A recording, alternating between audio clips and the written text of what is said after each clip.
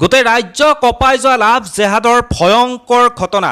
মই বিশেষ কেইটামান তথ্য আপোনালোকক দিব বিচাৰিছোঁ। এই লাভ জেহাদৰ ঘটনাৰ শুনি আপোনালোক সকলোৱে আচৰিত হৈ পৰিব। নলবাৰীত সংঘটিত হোৱা এই লাভ জেহাদৰ যি ঘটনা, সেই ঘটনাই গোটেই অসমখন কঁপাই তুলিছে, গোটেই অসমখন কঁপি উঠিছে সেই লাভ জেহাদৰ ঘটনা। আচলতে আমাৰ যি ভগ্নীসমূহ, আমাৰ যি বাইদেউসমূহক কিদৰে এই লাভ জেহাদৰ কবলত পেলাই এইদৰে দুৰ্ধৰ্ষসকলে, এইদৰে পিশাচসকলে তেওঁলোকে ব্যৱহাৰ কৰি আছে, আপোনালোকে জানি আচৰিত হৈ পৰিব। কালিৰ দিনটোত যি ৰ'জ আলী নামৰ যি লাভ জেহাদৰ দুৰ্ধৰ্ষ, এই নিৰ্দয় ব্যক্তিজন আপোনালোকে লক্ষ্য কৰিছে, আপোনালোকে সকলোৱে হয়তো গম পাইছে, সেই ৰ'জ আলীক এনকাউণ্টাৰ কৰা হ'ল, লগে লগে জাষ্টিছ দিয়া হ'ল, যিহেতু এই ৰ'জ আলীয়ে এগৰাকী ছোৱালীক নৱমমান শ্ৰেণীৰ পৰাই হাৰাশাস্তি কৰিছিল। সেই ছোৱালীজনী বৰ্তমান হাই ছেকেণ্ডেৰী পঢ়ি আছে, বয়স হৈছে 17 বছৰ। সেই ছোৱালীগৰাকীক প্ৰত্যেকটো মুহূৰ্ততে হাৰাশাস্তি কৰি আহিছে আজি অত বছৰে। কিন্তু কালিৰ দিনটোত এনেকুৱা এক ভয়ংকৰ কাণ্ড সংঘটিত কৰিলে এই ৰ'জ আলীয়ে।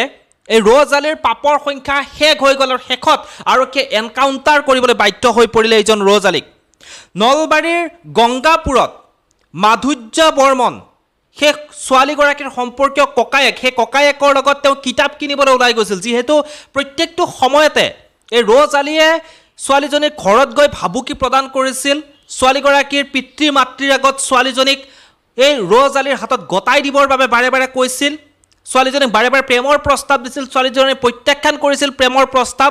কিন্তু কালিৰ দিনটোত এই ৰ'জ আলীয়ে এনেকুৱা কাৰ্য সংঘটিত কৰিলে, আপোনালোকে শুনি পাই আপোনালোকে গাৰ নোম শিয়ৰি উঠিব। নলবাৰীৰ গংগাপুৰৰ সেই মাধুৰ্য বৰ্মন, গংগাপুৰত সেই মাধুৰ্য বৰ্মন আৰু মাধুৰ্য বৰ্মনৰ সম্পৰ্কীয় ভগ্নী সেই ছোৱালীগৰাকী দুয়োজনে যেতিয়া কিতাপ কিনিবলৈ গৈছিল, তেতিয়াই এই ৰ'জ আলীয়ে চোকা অস্ত্ৰৰে সেই ছোৱালীগৰাকীক আক্ৰমণ কৰিছিল, লগতে সেই ছোৱালীগৰাকী সম্পৰ্কীয় ককায়েক মাধুৰ্য বৰ্মনক আক্ৰমণ কৰিছিল আৰু সেই ঠাইত থিতাতেই নিজৰ প্ৰাণ ত্যাগ কৰিব লগা হৈছিল মাধুৰ্য বৰ্মনে। হয়, মাধুৰ্য বৰ্মনে সেই ঠাইত নিজৰ প্ৰাণ ত্যাগ কৰিব লগা হৈছিল, নিজৰ ভগ্নীক ৰক্ষা কৰিবৰ কাৰণে চেষ্টা কৰিছিল আৰু বিভিন্ন ঠাইত আঘাত পাইছিল সেই ছোৱালীগৰাকীয়ে। এই ছোৱালীগৰাকীৰ নামটো মই এই ভিডিঅ'টোত নলওঁ, ছোৱালীগৰাকীৰ নামটো মই আপোনালোকক নকওঁ। সেই ছোৱালীগৰাকী গাত বহুত ঠাইত আঘাত পাইছিল আৰু এতিয়াও GMCHত মৰণ জীৱনৰ লগত যুঁজ দি আছে সেই বিশেষ ছোৱালীগৰাকীয়ে। তাৰপিছতে যেতিয়া আৰক্ষীয়ে এই ৰ'জ আলীক বিচাৰিলে, ৰ'জ আলীয়ে ঘৰৰ পৰা পলায়ন কৰিলে, ৰ'জ আলী পৰিয়ালটো পলায়ন কৰিছিল। আৰক্ষীয়ে তাৰপিছত বিচাৰি গ্ৰেপ্তাৰ কৰিলে। শেষৰ মুহূৰ্তত আৰক্ষীৰ হাতৰ পৰা বন্দুক কাঢ়ি পলাব খোজোতেই বন্দুক কাঢ়ি পঠাইছিল, তাৰপিছত আৰক্ষীলৈ গুলী চালনা কৰিছিল আৰক্ষীৰ বন্দুকেৰে।